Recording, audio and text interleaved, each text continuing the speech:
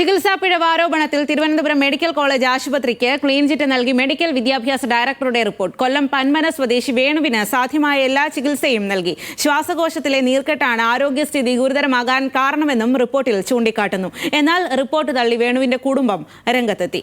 PR പ്രവീണയാണ് വിവരങ്ങളുമായി ചേരുന്നത്.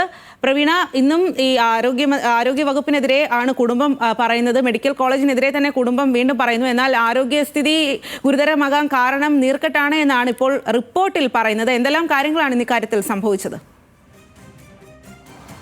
വേണുവിന്റെ മരണത്തിൽ തിരുവനന്തപുരം മെഡിക്കൽ കോളേജ് ആശുപത്രിക്കോ ആശുപത്രിയിലെ ഡോക്ടർമാർക്കോ വീഴ്ച സംഭവിച്ചിട്ടില്ല.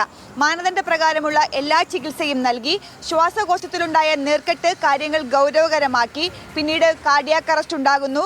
വേണുവിന്റെ മരണം സംഭവിക്കുന്നു. ഇതിൽ ചികിത്സാ പിഴവൊന്നും സംഭവിച്ചിട്ടില്ല എന്നുള്ളതാണ് ജോയിന്റ് DME നടത്തിയ അന്വേഷണത്തിനൊടുവിൽ DMEക്ക് നൽകിയിരിക്കുന്ന റിപ്പോർട്ട്. ഈ റിപ്പോർട്ട് നാളെ ആരോഗ്യവകുപ്പിന് DME കൈമാറും. അതേസമയം രോഗിയെ തറയിൽ കിടത്താനുണ്ടായ സാഹചര്യം നിലനിൽക്കുന്നുണ്ട്.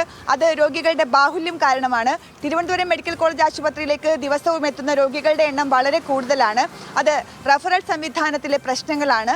അതുകൊണ്ട് റഫറൽ സംവിധാനം കർശനമാക്കണമെന്നുള്ളൊരു ശുപാർശയും ഈ റിപ്പോർട്ട് പറയുന്നുണ്ട്. ഇതിനൊപ്പം തന്നെ ഈ റിപ്പോർട്ട് തള്ളി ഈ വേണുവിന്റെ കുടുംബം രംഗത്തെത്തിയിട്ടുണ്ട്. നായ്ക്കൾക്ക് നൽകുന്ന വില പോലും ഇപ്പോഴും ഞങ്ങൾക്ക് കിട്ടുന്നില്ല എന്നുള്ള വേണുവിന്റെ ആരോപണം അതേപടി ആവർത്തിക്കുകയാണ് എന്ന് വേണുവിന്റെ ഭാര്യ ചെയ്തത്.